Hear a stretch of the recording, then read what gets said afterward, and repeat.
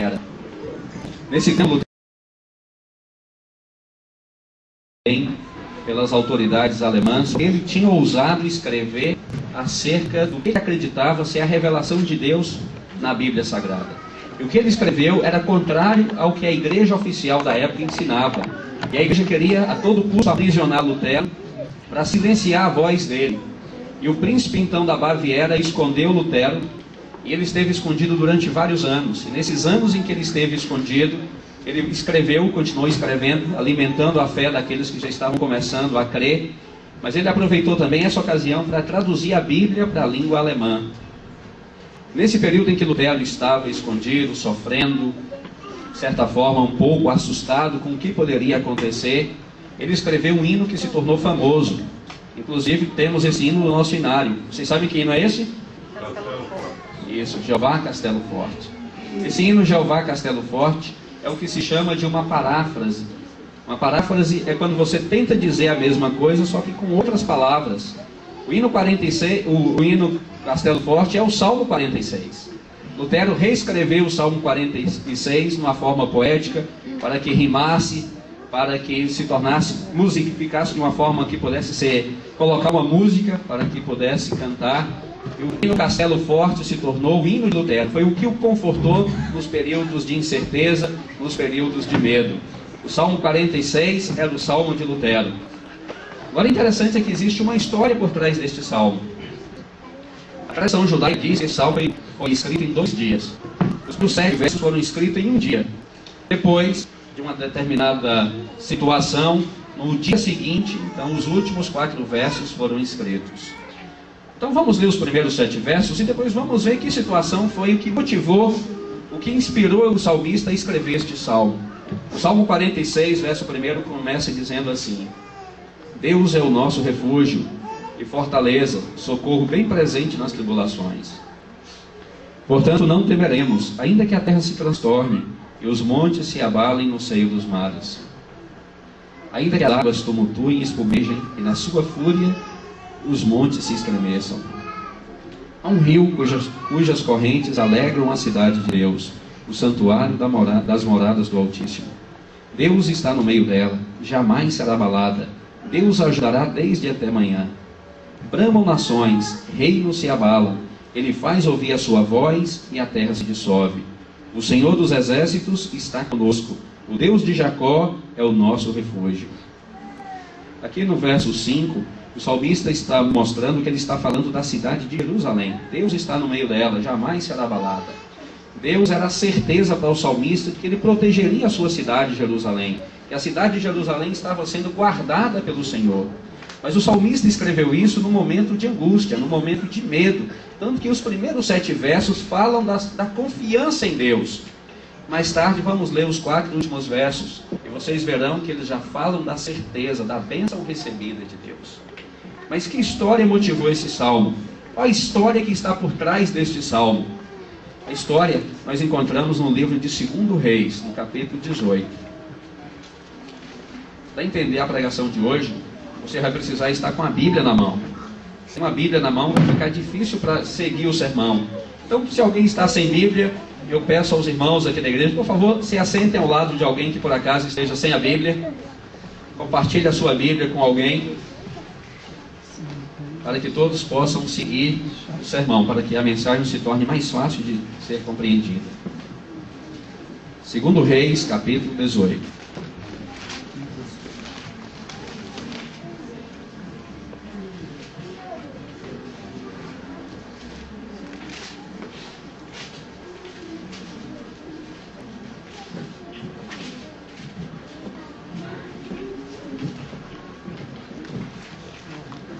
Natalina.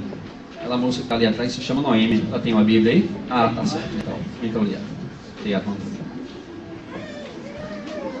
Natalina. Capítulo 18, 2 Reis, verso 1. Diz o seguinte: No 3º ano de Oséias, filho de Elá, rei de Israel, começou a reinar Ezequias, filho de Acás, rei de Judá. Só algo para nos ajudar a compreender. Depois do reinado de Salomão, o reino de Israel, que ocupa a Palestina, onde está Israel hoje, foi dividido em duas nações.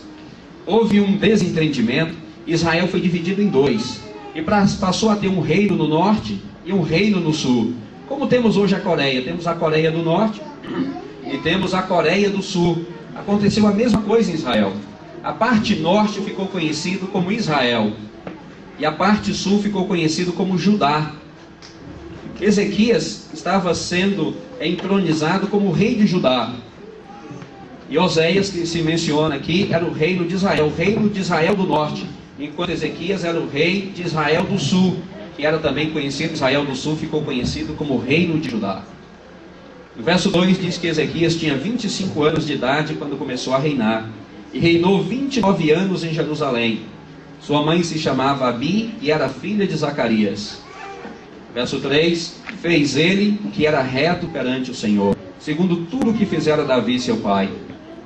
Removeu os altos, quebrou as colunas, deitou abaixo o poste ídolo, e fez em pedaços a serpente de bronze que Moisés fizera. Porque até aquele dia os filhos de Israel lhe queimavam incenso e lhe chamavam Neustã. Verso 5, confiou no Senhor Deus de Israel, de maneira que depois dele não houve seu semelhante entre todos os reis de Judá, nem entre os que foram antes dele. Porque se apegou ao Senhor, e não deixou de segui-lo, e guardou os mandamentos que o Senhor ordenara a Moisés. Assim foi o Senhor com ele, para onde quer que saía, lograva bom êxito, rebelou-se contra o rei da Síria e não o serviu. Palavras bonitas se diz aqui a respeito de Ezequias. O verso 3 diz que ele nunca houve outro como ele, porque ele foi reto diante de Deus. Ele fez o que era reto diante de Deus. E na história de Judá, do reino dividido, da parte sul, nunca houve outro como ele. É uma Bíblia? Volta, Júnior, tem mais uma Bíblia? Tem alguém que precisa de mais uma Bíblia? Acho que todos têm Bíblia já. Pode guardar essa para você. Ele fez o que era reto perante o Senhor, diz o texto bíblico. Essa era a frase que caracteriza Ezequias. Ele fez o que era reto perante o Senhor. Veja mais 3 frases que se fala aqui a respeito de Ezequias. O verso 5 começa dizendo assim: confiou no Senhor. O que a palavra confiança significa? Significa fé. Ele confiou no Senhor. Isso é o que Deus diz a respeito dele. Ele teve coragem de acreditar em Deus. Verso 5. Verso 6. Ele se apegou ao Senhor. Ele, além de confiar ao Senhor, ele se apegou ao Senhor. E o verso 7 diz então o resultado disso: que o Senhor foi com ele para onde quer que ele ia. Aonde ele estava, o Senhor estava com ele. Por quê? Porque ele era um homem que andava com Deus. Ele fez tudo que era reto perante Deus. Ele confiou no Senhor, ele se apegou ao Senhor. Em consequência disso, Deus andou com ele para onde quer que ele ia. Aonde Ezequias estava, Deus estava com ele. Vamos continuar lendo mais um pouquinho. Agora Deus faz uma comparação entre o reino do norte e o reino do sul. Vamos imaginar que o reino do norte fosse uma pessoa e o reino do sul fosse outra pessoa. Deus está falando de 2 pessoas. A primeira pessoa é aquela que andou com Deus, aquele que confiou em Deus, aquele que colocou a fé em Deus, andou, se apegou ao Senhor. Como resultado, Deus esteve com ele para onde quer que ele fosse. O que ele fez? Deus estava com ele. Eu acho bonito no verso 6, quando diz assim, que ele guardou os mandamentos que o Senhor ordenara a Moisés. Quais são os mandamentos que o Senhor ordenara a Moisés? Os 10 mandamentos. Eu acho interessante, algumas pessoas dizem assim, que Deus cancelou, ou Deus apagou, ou que Deus aboliu os mandamentos de Moisés. Será por que Deus iria abolir no futuro? Deus conhecendo o futuro, iria abolir no futuro. Faz menção dos mandamentos aqui, como sendo uma virtude de Ezequias. Algumas pessoas pensam que Deus é como nós, seres humanos. Os seres humanos faz a versão 1.0, depois tem a 2.0, a 3.0, a 4.0. Vai sempre aperfeiçoando, porque na primeira ainda não era tão boa quanto na quarta. Mas Deus não, Deus já faz a versão definitiva. Deus não precisou fazer os mandamentos no passado para falar: ô, meus amigos, eu errei, desculpa, eu exagerei na dose. Vamos fazer a coisa mais simples, mais fácil. Então vamos abolir e começar tudo de uma maneira diferente agora. Não, Deus não faz isso, porque tudo que Deus faz é perfeito. A Bíblia diz que Deus é o mesmo ontem, hoje e o será eternamente. Deus faz a versão definitiva, não precisa ficar aperfeiçoando com o passar do tempo. Ele guardou os mandamentos de Moisés. Agora vamos ver um pouquinho o que Deus diz do rei do norte. Começando com o verso 9. No 4º ano do rei Ezequias, que era o 7º de Oséias, filho de Elá, rei de Israel, subiu o rei da Síria contra Samaria e a cercou. Samaria era a capital do reino do norte. Ao cabo de 3 anos, Samaria foi tomada. Sim, no 6º ano de Ezequias, que era o 9º de Oséias, rei de Israel, Samaria foi tomada. O rei da Síria transportou a Israel para a Síria e fez habitar em Alá, junto a Abô e ao rio Gozã, nas cidades dos Medos. Por que Deus permitiu que isso acontecesse com a Síria? A resposta está no verso 12. Porquanto não obedeceram à voz do Senhor seu Deus, antes violaram a sua aliança, tudo quanto Moisés, servo do Senhor, tinha ordenado, não ouviram nem fizeram. Aqui estava a diferença. Por que Deus guardou o reino do sul? Porque Ezequias se apegou ao Senhor, porque Ezequias confiou no Senhor, porque Ezequias guardou os mandamentos do Senhor. Em consequência disso, Deus abençoou e Deus protegeu Ezequias. Por que Deus retirou a mão e a proteção dele de Oséias, rei do norte? Porque Oséias, ele simplesmente se afastou do Senhor. Ele não guardou os mandamentos de Deus, esqueceu de Deus, fez do jeito dele, do jeito que ele achava que era o certo. Em consequência disso, ele foi levado para o exterior, para a terra dos assírios. Agora, irmãos, uma pergunta. Aqueles que se apegam ao Senhor, aqueles que confiam no Senhor, aqueles que andam com Deus, passam por problemas também na vida? Sim ou não? Sim. Por que Deus permite, então? Às vezes eu gosto de assistir no domingo de manhã os pregadores na televisão, porque a gente tem sempre alguma coisa a aprender com eles. Mas às vezes eu fico admirado como alguns pregadores colocam as coisas. Eles dão a entender que quando a pessoa aceita Jesus como Salvador, passa a ter uma relação com Jesus, parece que Deus coloca aquela pessoa numa espécie de uma bolha de proteção, e aquela pessoa não é tocada por nada. É como se aquela pessoa vivesse no mundo, mas não sentisse nada das consequências do mundo. Aqueles pregadores, às vezes, alguns deles, não todos, mas alguns oferecem uma coisa que a Bíblia não oferece. Oferece a ilusão de que viver com Deus, você está isento de qualquer problema na vida. Vamos imaginar que isso fosse possível. Vamos imaginar que o Ivandro, quando aceitou Jesus, que Deus colocasse numa redoma, e o Ivandro não sentisse nenhum problema que as outras pessoas sentem, nem mesmo a dor de cabeça, nenhum problema. Tudo que ele fosse fazer, qualquer trabalho que ele fosse fazer, daria tudo certo, ganharia muito dinheiro, não teria nenhum problema na vida, nenhuma preocupação, nem ele, nem a família, nada, que Deus o protegesse de tudo e não tivesse nenhum problema na vida. Será que o Ivandro iria desejar a volta de Jesus? O que vocês acham? Não. Provavelmente não, ele já estaria vivendo no paraíso aqui na terra, né? Será que o Ivandro iria compreender o significado do pecado? Ele teria uma ideia de que o pecado é uma coisa má, ruim? Não, porque Deus o teria guardado de tudo.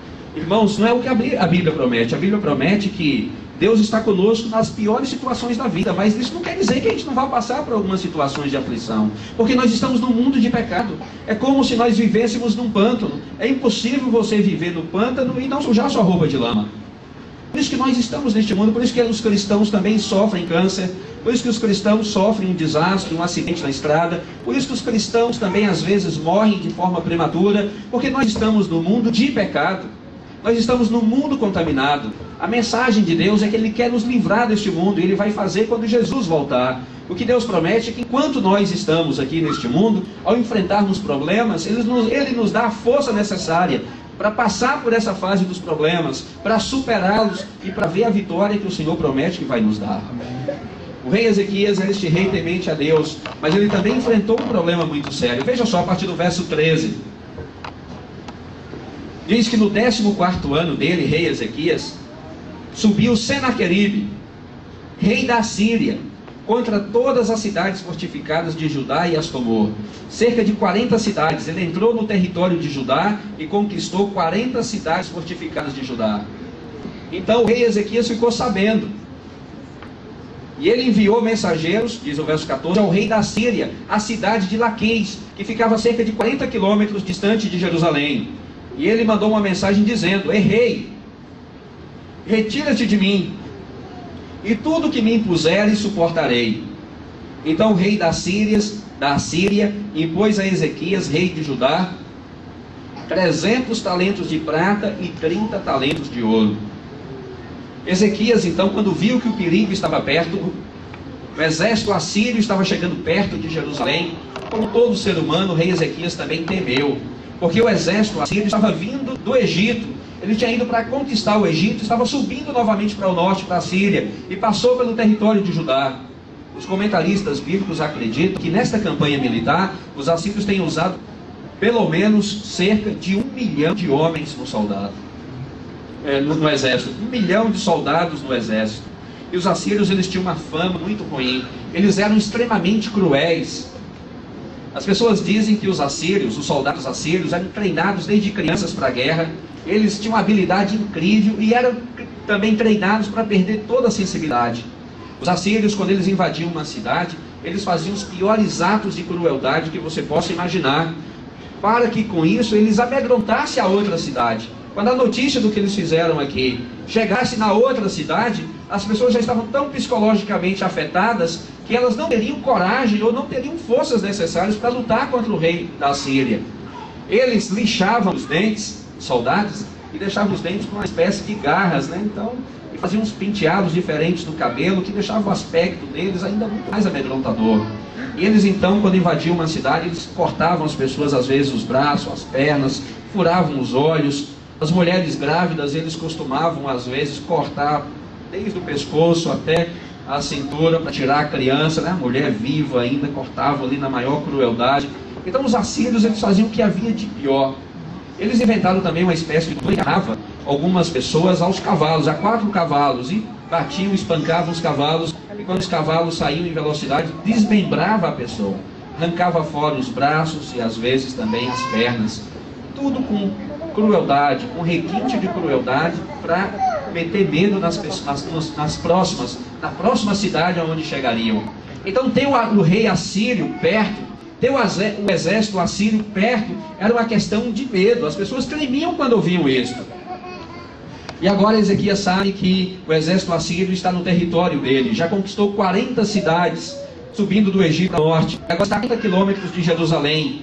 Ezequias sabia que a próxima cidade seria Jerusalém, mas antes que o mal viesse, ele mandou uma embaixada a Laquis, ao rei Senaqueribe, tentar fazer um acordo com o inimigo.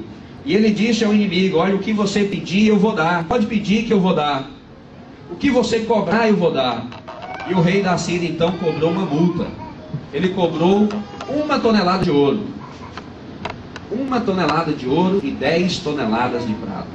É o equivalente então a essa medida em talentos, 30 talentos de ouro e 300 talentos de prata. São equivalente a 1 tonelada de ouro e 10 toneladas de prata. Eu não tenho ideia quanto custa mais 1 tonelada de ouro. Eu não vi recentemente qual é a cotação de 1 tonelada de ouro. Anilton, você tem uma ideia mais ou menos quanto seria? A última vez que eu vi era cerca de 15 milhões de dólares, né? Na cotação da última vez que eu vi, cerca de 15 milhões de dólares só em ouro. Eu não sei se a prata quanto vale em relação ao ouro. Vamos imaginar que a prata valesse um décimo da cotação do ouro. Então, 1 tonelada de ouro e 10 toneladas de prata seria mais ou menos equivalentes. Então é bem provável que o rei da Síria tenha imposto uma multa de 30 milhões de dólares. Era muito dinheiro, não é verdade? Era muito dinheiro que o rei da Síria estava cobrando. A Bíblia diz então que Ezequias ele tomou algumas medidas para pagar esta multa. No verso 15, capítulo 18, verso 15: deu-lhe Ezequias toda a prata que se achou na casa do Senhor e nos tesouros da casa do rei. Foi quando Ezequias arrancou das portas do templo do Senhor e das ombreiras o ouro de que ele, rei de Judá, as cobrira e o deu ao rei da Síria. Ezequias então, ele deu toda a prata e todo o ouro que havia lá no banco central de Judá, mas não era suficiente ainda, porque era muito dinheiro, era 1 tonelada de ouro e 10 toneladas de prata.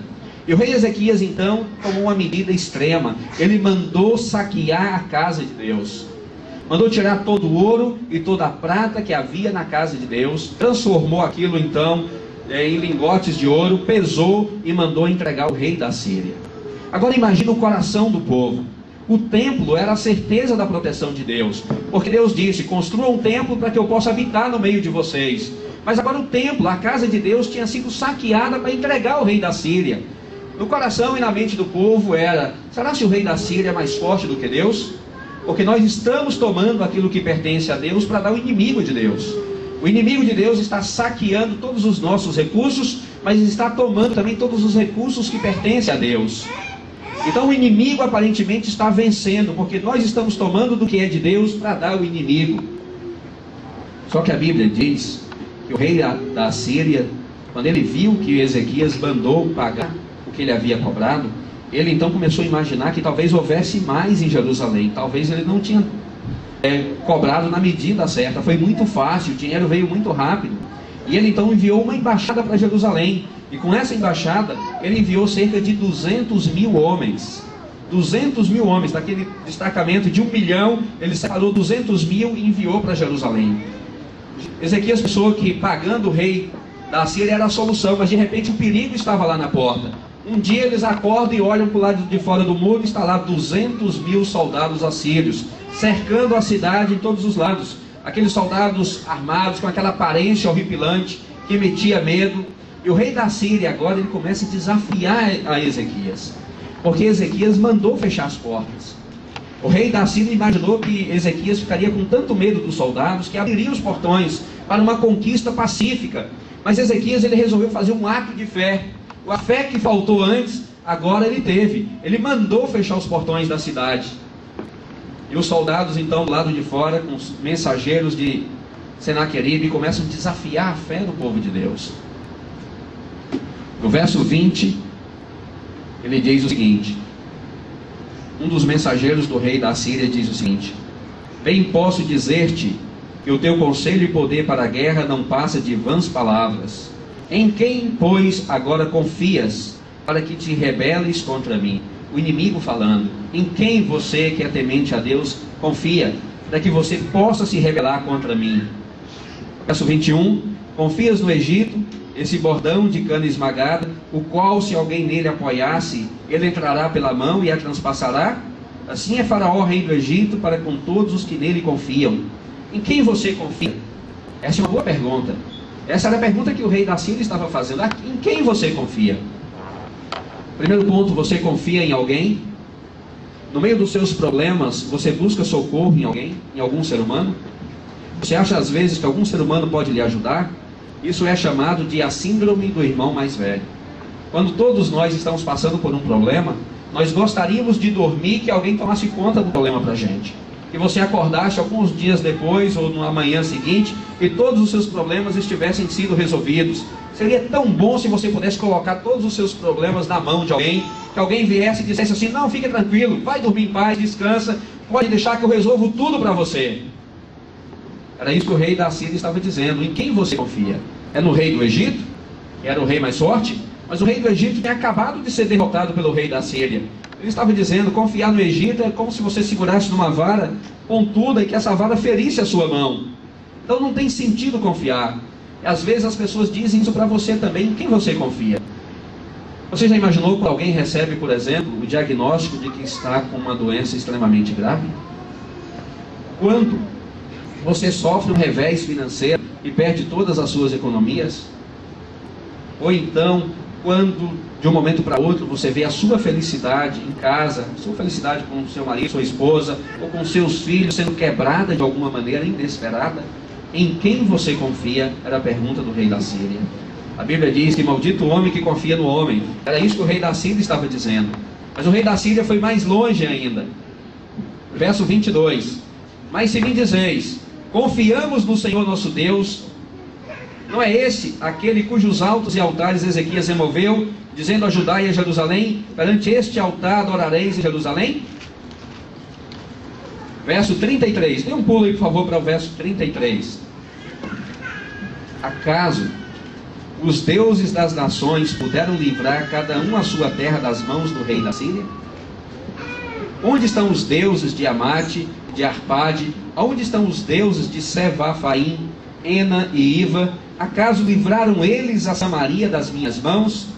Quais são, dentre todos os deuses desses países, os que livraram a sua terra das minhas mãos, para que o Senhor possa livrar Jerusalém das minhas mãos? Terrível isso, né? Ele está dizendo: olha para as outras cidades que eu já conquistei, cada uma tinha um Deus, cada cidade tinha o seu Deus, mas aonde estão estas cidades? Todas destruídas. Aonde estão esses deuses? Não puderam fazer nada contra o meu exército. Ele está dizendo: confiar em Deus é uma besteira. Aonde está Deus? Você está vendo Deus? Você pode ver um exército aqui armado até os dentes. Então o rei estava dizendo, o rei da Síria estava dizendo: olha só, confiar em Deus é uma besteira, porque todo mundo que confiou em Deus, o que resolveu? Nada, todo mundo foi derrotado. Que besteira é essa de ficar dizendo que você acredita em Deus? O que Deus pode fazer para resolver o seu problema? Mas eu posso, porque eu tenho 200.000 homens aqui do lado de fora da cidade. Você vai deixar de abrir as portas facilmente, vai querer enfrentar um exército de 200.000 homens, acreditando em alguém que você não vê? Mas veja só o que acontecia com as pessoas em cima dos muros da cidade de Jerusalém. Eles olhavam para o horizonte para ver se Deus estava mandando algum sinal, para ver se a poeira lá longe no horizonte indicava que algum exército estava chegando para ajudá-los, mas não havia nada. Eles olhavam para o céu para ver se Deus mandaria alguns trovões e raios para espantar os assírios, mas não havia nada. O dia estava tão bonito quanto o dia anterior, não havia sinal de nada. Eles olhavam então para dentro da cidade, para o templo, que era a certeza da proteção de Deus. Mas o templo estava com a madeira da porta exposta, porque todo o ouro que recobria aquela porta tinha sido entregue ao rei da Síria. Aonde está Deus quando nós precisamos dele? Às vezes nós queremos tanto ouvir a voz de Deus no meio de uma dificuldade, no meio de um problema. Às vezes nós ficamos pedindo a Deus um sinal: Senhor, por favor, me dê um sinal. Me dê uma indicação de que o Senhor está cuidando de mim. E às vezes nós olhamos para o horizonte tentando ver um sinal de Deus. E às vezes nós nos frustramos porque não enxergamos nenhum sinal. Às vezes gostaríamos que Deus mandasse alguns raios na terra, que Deus resolvesse o nosso problema do dia para a noite. E às vezes nos frustramos porque não percebemos que Deus está agindo da maneira como nós gostaríamos. E nós nos perguntamos: Deus, aonde está você quando eu mais preciso? Por que o Senhor não me responde quando eu preciso ouvir a tua voz? Por que o Senhor me massacra com esse silêncio terrível? Eu estou desesperado, eu estou desesperada, eu quero tanto ouvir a voz do Senhor, ter a garantia de que o Senhor está comigo, de que eu estou tomando a decisão certa, de que ficando do lado do Senhor, ouvindo o que a tua palavra diz, é a decisão certa. Mas no entanto o Senhor não me responde nada. Eu não ouço nada, eu não vejo nada, nada parece que está acontecendo. Como o Senhor pode me impedir para confiar no Senhor quando o Senhor não me responde? Às vezes o silêncio de Deus é aterrador. O que nós devemos fazer quando nós só temos o silêncio de Deus? O que nós devemos fazer quando Deus não responde na hora e da maneira como nós gostaríamos que Ele respondesse? O que podemos fazer? Fazer o que o rei Ezequias fez. O rei Ezequias, sem entender, sem compreender, sem ver nenhum sinal de Deus, ele tomou uma decisão de que os portões continuariam fechados. E o inimigo então, aproveitando esse momento de fraqueza na fé do povo de Deus, quando o povo de Deus estava com a fé na balança, olhando para o inimigo do lado de fora, olhando para o templo com a madeira da porta exposta, não vendo nenhum sinal do céu, quando a fé está na balança, quando a dúvida parece crescer dentro do coração, dentro da mente, o povo então, o inimigo... Ô amigo, muitíssimo obrigado, viu? Obrigado mesmo. Obrigado, mano. O povo então está deixando crescer a dúvida. E o inimigo aproveita esse momento em que a nossa fé está vacilando para fazer algumas promessas. E o inimigo fez 3 promessas aqui, mas cada promessa com uma condição. A primeira promessa nós encontramos no verso 23. Capítulo 18, 2 Reis 18, verso 23.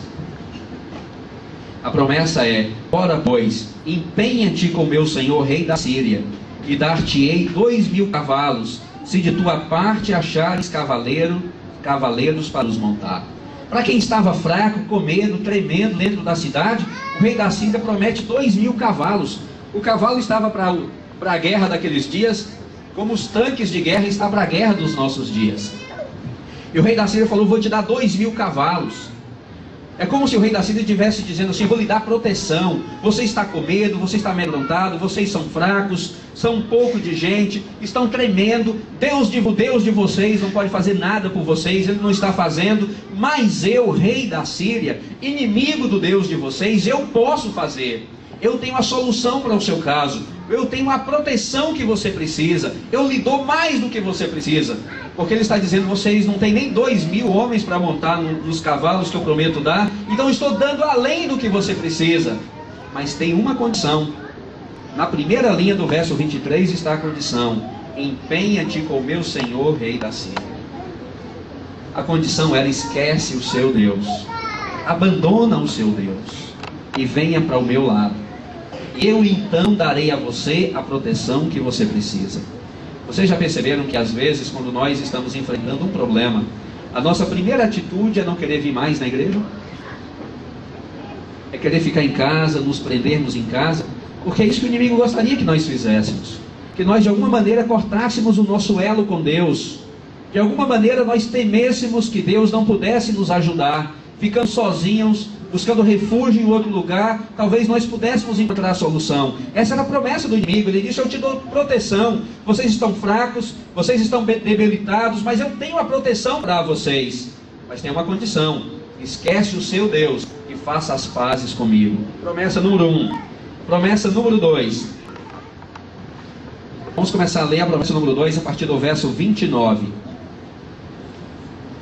Assim diz o rei da Síria: não vos engane, Ezequias, porque não vos poderá livrar da sua mão.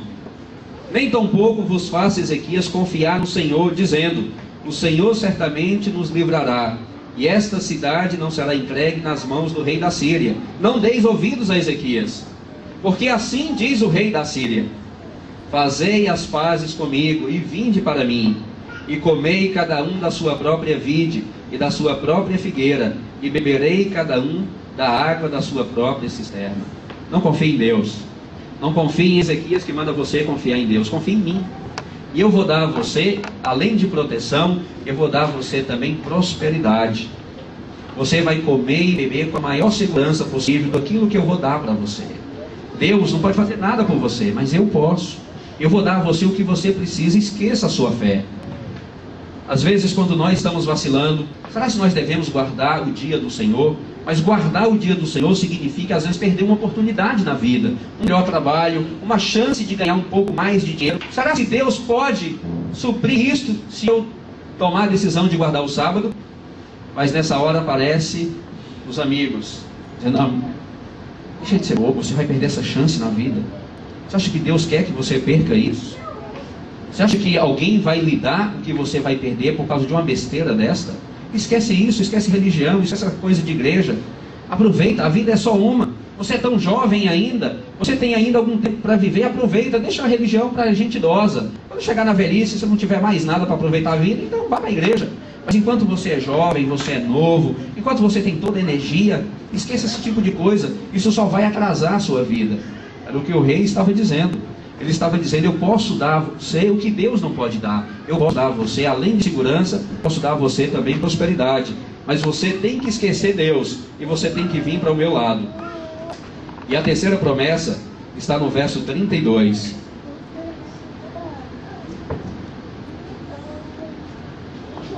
Verso 32 diz: o rei da Síria é quem está falando: até que eu venha e vos leve para uma terra como a vossa, terra de cereal e de vinho, terra de pão e de vinhas, terra de oliveiras e de mel, para que vivais e não morrais. Não deis ouvidos a Ezequias, porque vos engana dizendo, o Senhor nos livrará. Interessante essa promessa do rei da Síria, porque ali era a terra prometida. Deus havia levado o seu povo para a terra prometida. Eles estavam vivendo na terra prometida. Mas o rei Ezequias, o rei da Síria, o rei Senaqueribe, inimigo de Deus, estava dizendo: não, aqui não é a terra prometida. A terra prometida é eu quem vou levar vocês. Eu é que vou levar vocês para a terra prometida, para a terra onde vocês terão abundância de tudo, onde vocês estarão sob a minha proteção. Não deis ouvidos para Deus, não deis ouvidos para Ezequias, esqueçam Deus, porque só eu posso resolver os seus problemas. Ele estava prometendo cumprir na vida daquelas pessoas uma promessa melhor do que a de Deus. Esqueçam o que Deus disse, ouça o que eu estou dizendo, eu vou dar a vocês o que vocês precisam. Olha, para quem estava dentro da cidade, cercado por um exército de 200.000 homens, enfraquecidos, não vendo nenhum sinal de Deus, aquilo era uma tentação muito forte. O rei estava oferecendo segurança, o rei estava oferecendo comida, água, prosperidade. O rei estava prometendo algo para o futuro, a segurança de que no futuro tudo estaria bem. Você não vai precisar preocupar com seus filhos, você não vai precisar preocupar com a sua saúde, você não vai precisar preocupar com nada, porque eu tenho a proteção para oferecer a vocês. Sabe, quando nós estamos numa fase em que estamos vivendo no meio de um problema, e o pior do que perder a fé é ceder a tentação. Porque nessa hora em que a nossa fé está enfraquecida, a tentação vem. É nessa hora em que a nossa fé está balançando que aparecem as melhores oportunidades da vida. É nessa hora então que a gente fica sem saber o que fazer. O que eu devo fazer nessa hora quando as oportunidades estão aparecendo e eu não consigo ver a solução de Deus? Sabe, Ezequias, ele fez uma coisa. Aqui no capítulo 19, dá a entender que o rei Ezequias estava sofrendo uma pressão muito grande do povo. No verso 6, ele compara a angústia que ele estava vivendo a de uma mãe que está para dar à luz, mas o bebê não nasce. Naquela época não existia a cesariana. O bebê que não poderia nascer de um parto normal naqueles dias significava a morte do bebê e da mãe. E diz que era essa angústia que ele estava sentindo, que o povo estava sentindo. No verso 6 do capítulo 19. Mas o rei Ezequias, ele fez uma coisa. Veja o verso 1 do capítulo 19. O que diz aí? Capítulo 19, verso 1. O que o rei Ezequias fez? Tendo o rei Ezequias ouvido isto, essas promessas todas, rasgou as suas vestes, cobriu-se de pano de saco e entrou aonde? Na casa do Senhor. O rei Ezequias foi para a casa do Senhor. Em vez de ficar em casa, comendo, tremendo, ele foi para a igreja. A casa do Senhor é a igreja. Aquela casa do Senhor que estava sem a prata, sem o ouro. A casa do Senhor que estava com a madeira da porta exposta. Mas ele foi para a casa do Senhor para ter um encontro com Deus. Então essa é a primeira atitude que nós devemos ter quando estamos vivendo num momento como esse. Quando você não ouve a resposta de Deus, quando você não vê nenhum sinal, quando você está vivendo num momento de angústia, quando você for tentado a aceitar uma proposta do inimigo, procure socorro na casa do Senhor. Porque é ali que você vai encontrar socorro, é ali que você vai encontrar-se com o Senhor. Foi isso que o rei Ezequias fez, ele foi para a casa do Senhor, ele foi para a igreja. E o que ele fez na igreja, quando ele estava na igreja? Diz o verso 5 que ele mandou consultar o profeta Isaías. Ele foi para a igreja e mandou consultar o profeta Isaías. O profeta Isaías vivia em Jerusalém naquela época, ainda estava vivo. E o rei Ezequias, lá na casa de Deus, ele lembrou do profeta Isaías. Ele queria falar com Deus, mas através do profeta de Deus. Então quando nós, no momento de angústia, ao vir para a casa de Deus, nós temos o profeta Isaías ainda no nosso meio. Nós temos todos os profetas do Senhor no nosso meio através da Bíblia Sagrada. Os profetas ainda estão vivos. Nós podemos vir para a casa de Deus e consultar as promessas de Deus. A pergunta de Ezequias para Isaías é: o que Deus tem para me dizer numa situação como essa? Quais são as palavras de Deus? Qual é a promessa de Deus? E o profeta Isaías respondeu. No verso 6 diz que o profeta Isaías mandou uma resposta para Ezequias. O profeta Isaías disse o seguinte: dizei ao vosso Senhor, que era o rei Ezequias, assim diz o Senhor. Dois senhores aparecem no verso 6. O Senhor Ezequias, mas o Senhor que era o Senhor de Ezequias. Era o nosso Deus. Deus mandava dizer ao rei Ezequias: não temas, por causa das palavras que ouviste, com as quais os servos do rei da Síria blasfemaram contra mim. Não temas, foi o que Deus mandou dizer. Não temas. A palavra, essa expressão não temas, aparece 366 vezes na Bíblia. Uma para cada dia do ano. Uma promessa para cada dia do ano. Mesmo quando o ano foi bissexto, e Deus estava dizendo: não temas, Ezequias, não tema, povo de Jerusalém, não tema, meu povo, ainda que o inimigo seja forte, ainda que você não esteja vendo nenhum sinal, ainda que você não esteja compreendendo a aflição pela qual você está passando, não temas, foi o que Deus mandou dizer. Continue confiando, continue firme, porque você não deve temer, não tema.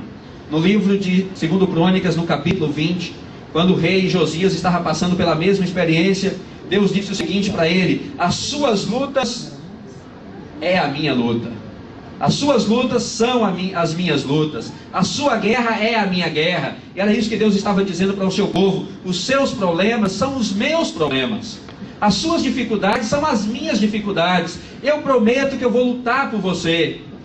Só que nós gostaríamos de ver Deus pulando na nossa frente com a espada na mão e lutando. Mas Deus tem outras maneiras de lutar por nós. E a promessa de Deus é: não temas.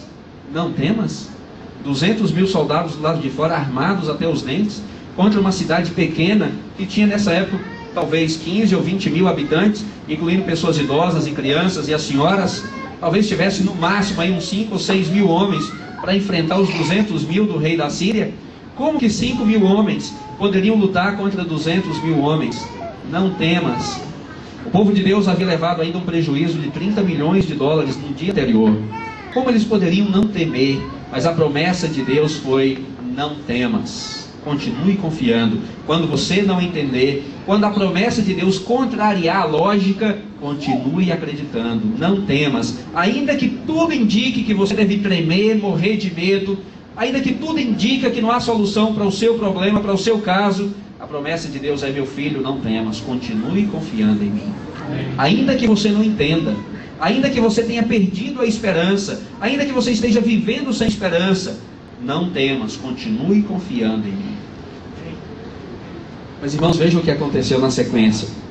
O rei da Síria recebeu agora a presença de um daqueles 3 que estavam em Jerusalém. Um emissário foi enviado para encontrar o rei da Síria, e Senaqueribe não foi, porque o inimigo nunca mostra a cara. O inimigo sempre manda outro para representá-lo.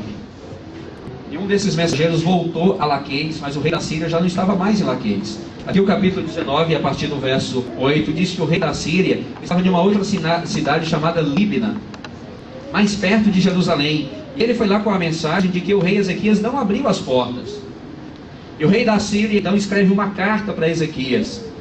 E nessa carta ele reitera todas as ameaças e diz: olha, nós estamos dando a vocês a oportunidade de abrir as portas e entregar de uma maneira voluntária, sem lutar. Mas se você quer luta, vai ter luta. Se você quer guerra, vai ter guerra. Vamos invadir a cidade, agora não vai haver mais misericórdia, não. Você recebeu a sua chance. Essa carta, quando chegar na sua mão, é o seu ultimato. Você abre as portas ou nós invadiremos a cidade.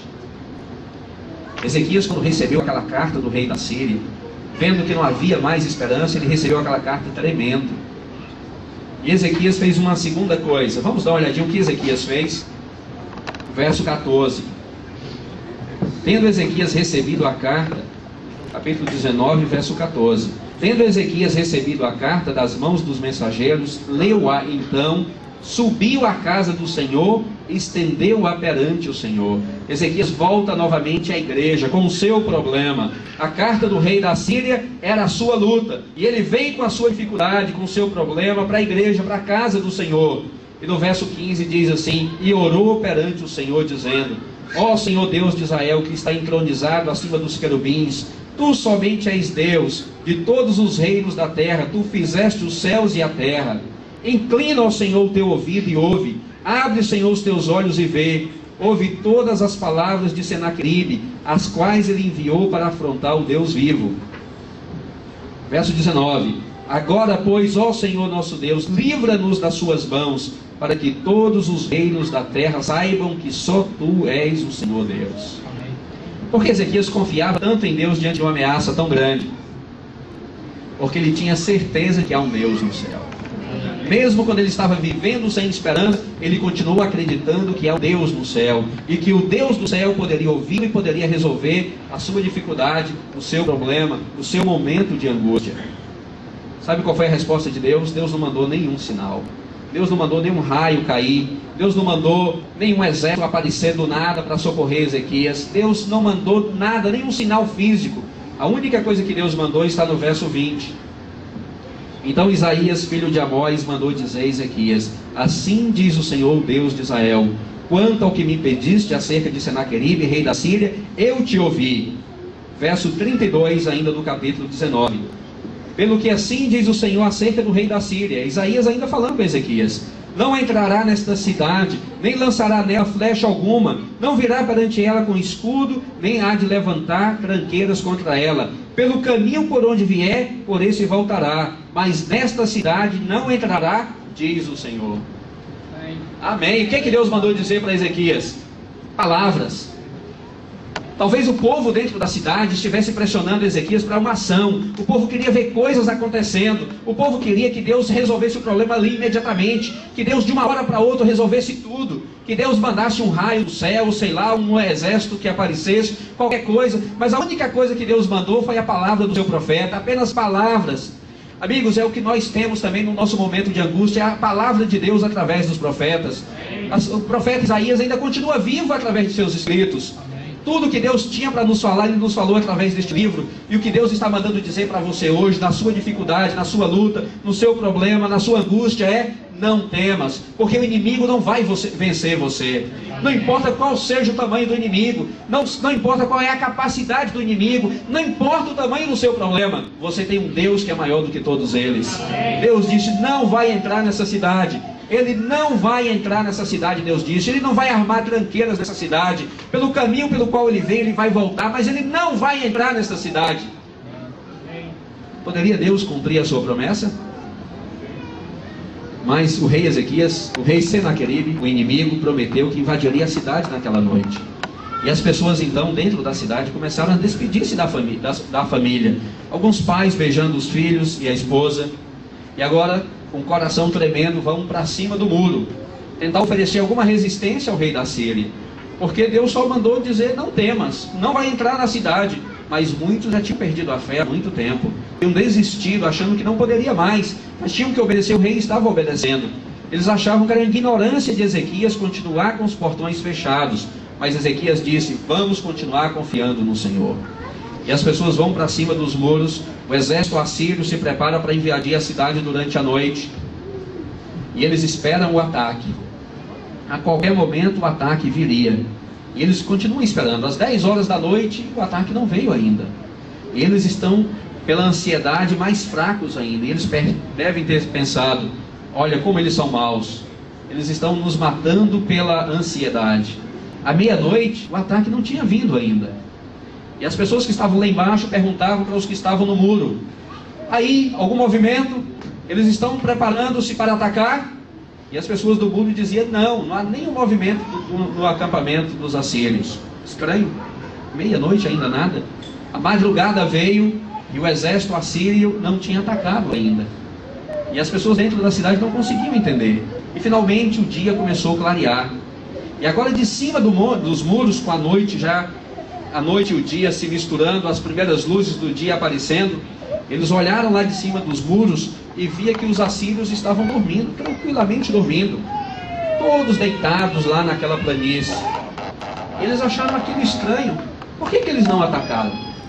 E à medida em que as horas do dia foram passando, 8 horas da manhã, 9, os assírios continuavam deitados. Ninguém se levantou. O que eles estavam planejando? Por que eles não atacaram? Por que eles continuam deitados naquela região que é tão quente, dormindo a céu aberto? 10 horas, 11 horas, meio-dia, aí o povo não aguentou dentro da cidade. Alguma coisa está acontecendo lá. E alguém foi então, um mensageiro foi enviado para saber o que estava acontecendo. Mas você pode saber o que aconteceu, que está aqui, no verso 35, 19 e 35. Então, começa com essa expressão: então, naquela mesma noite. Que noite? A noite fatídica, a noite em que o inimigo prometeu invadir a cidade, a noite que seria a noite da destruição de Jerusalém, a noite em que não havia mais esperança para o povo. Então, naquela mesma noite, na última noite, saiu o anjo do Senhor e feriu no arraial dos assírios 185.000. E quando se levantaram os restantes pela manhã, eis que todos estes eram o quê? Cadáveres, estavam mortos. Irmãos, o que aconteceu naquela noite?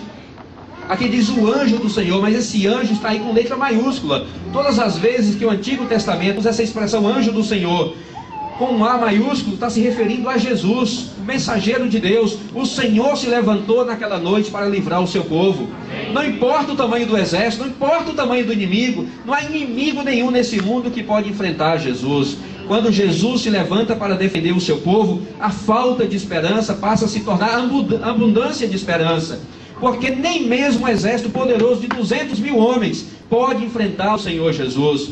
Não importa o tamanho do seu problema, o importante é que você tem um Senhor que é maior do que todos eles. Um Senhor que pode transformar o impossível em possível. O mesmo Senhor que andou no fogo com aqueles 3 jovens, foi o mesmo Senhor que se levantou para defender os seus filhos. É o mesmo Senhor que se levanta para defender a cada um dos filhos de Deus que ainda continua confiando nele. A promessa do Senhor é: não temas, porque Ele tem o poder de transformar o impossível numa coisa possível. Numa única noite, num único ato de Deus, no silêncio da noite, Deus não mandou nenhum raio, Deus não mandou nenhuma coisa extraordinária, não houve nenhum sinal extravagante, nenhum show.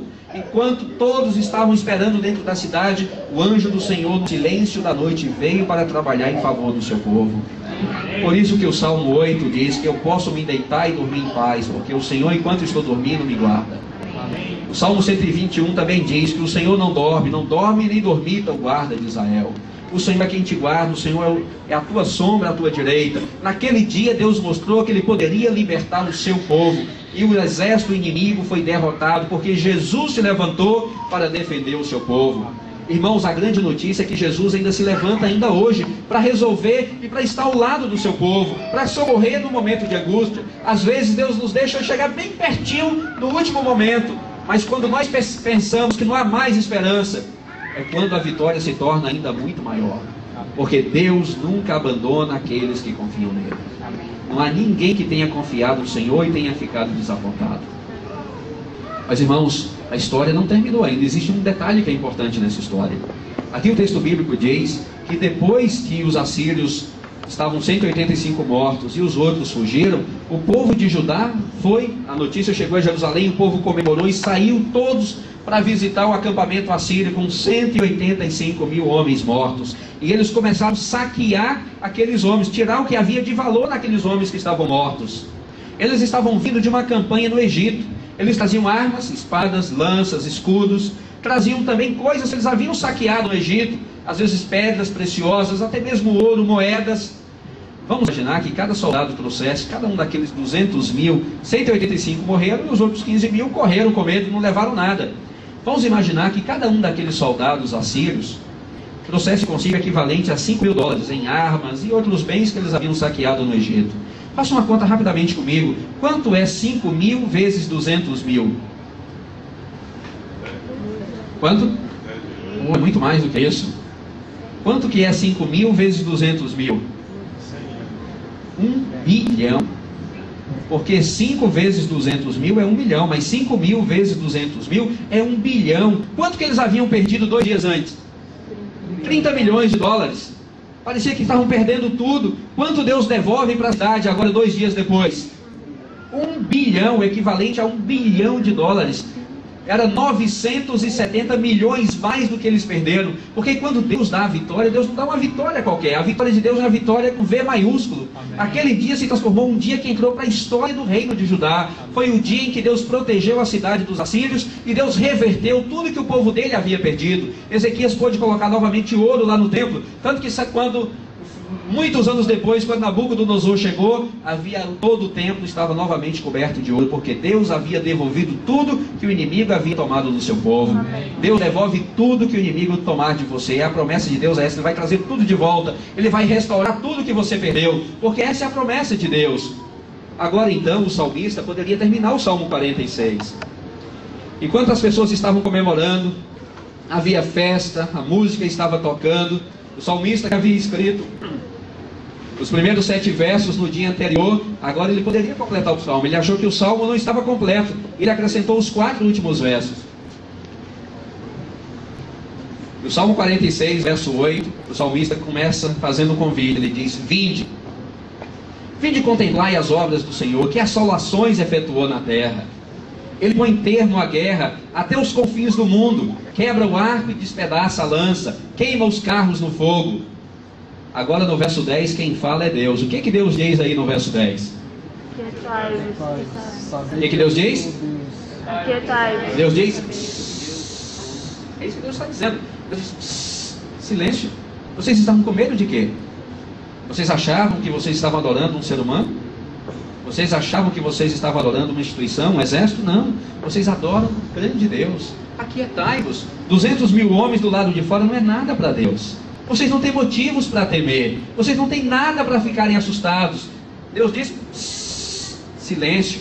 Você não tem do que reclamar. Você não tem do que temer. Aquietai-vos e sabei que eu sou Deus. Eu sou Deus, ele está dizendo. Aquietai-vos. Você está servindo o Criador dos céus e da terra. O mesmo que chegou diante do abismo e disse: haja luz e houve luz. O mesmo que disse: haja terra e houve terra. O mesmo que diz: apareça e apareceu. É o Deus que tem o poder de resolver todas as coisas. Deus diz: aquietai-vos e sabei que eu sou Deus.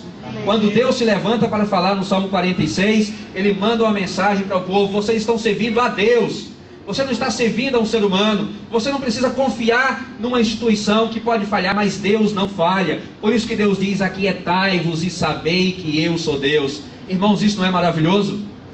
Isso é tudo que nós precisamos saber. Isso é tudo que nós precisamos saber para termos esperança. Nós não estamos servindo a um ser humano, nós estamos servindo ao Criador dos céus e da terra. E a mensagem dele é: aquietai-vos e sabei que eu sou Deus. E o salmista então acrescentou o verso 11 como conclusão do seu salmo: o Senhor dos exércitos está conosco. O Deus de Jacó é o nosso refúgio. Nós não temos nada a temer. Eu gostaria de convidar o Nilo aqui à frente agora. O Nilo vai cantar uma música. Aqui está o Nilo vai cantar uma música. Eu peço a você, por favor, onde você está sentado agora, nesse instante, feche os seus olhos. Talvez você, nesse instante, esteja enfrentando um problema muito grande na sua vida.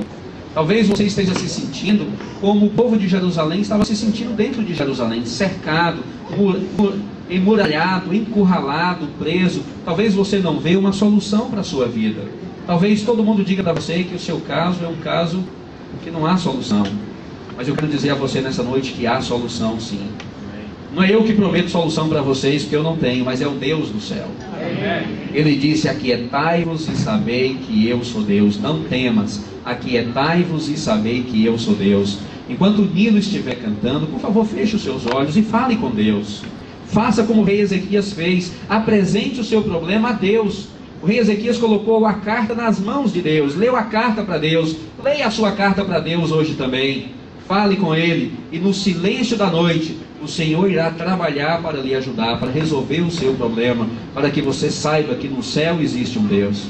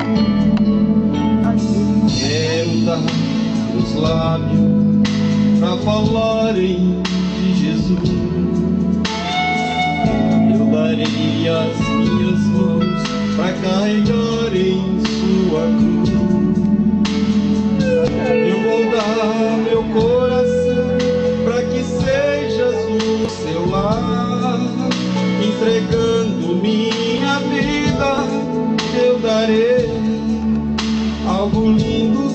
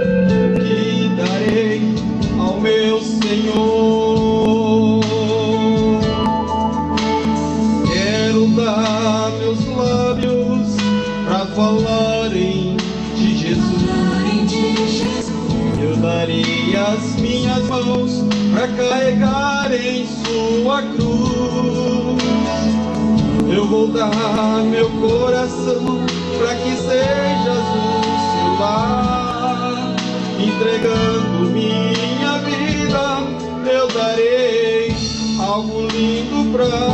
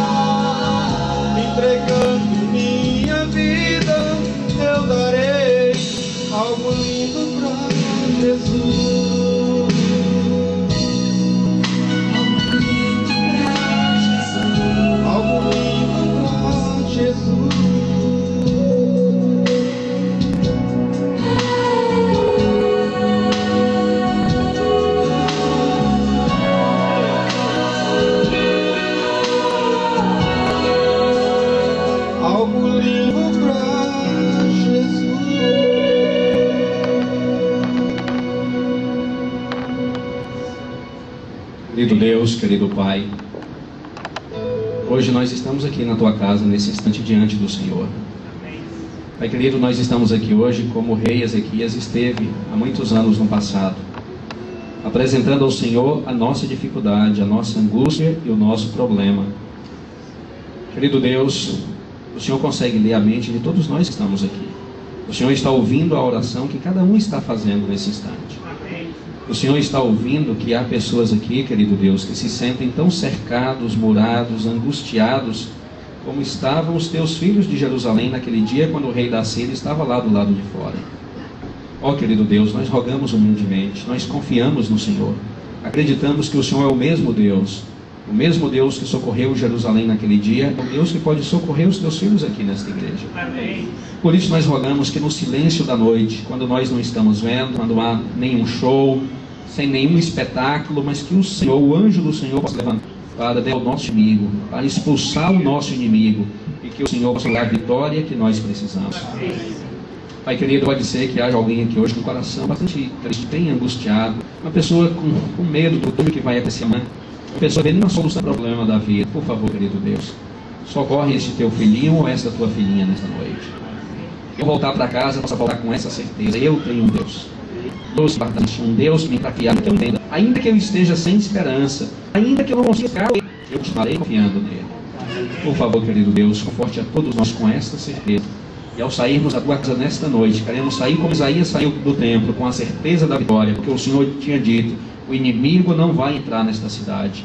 Que o Senhor possa dizer a cada um aqui nesta noite: você não vai ser derrotado, porque eu sou o seu protetor, porque eu estou ao seu lado. Não há nenhum inimigo neste mundo que possa derrotar aqueles que estão protegidos pelo Senhor.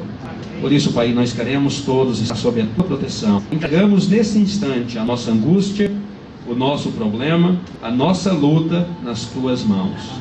Por favor, Deus, toma conta de nossa vida. É o que rogamos em nome de Jesus.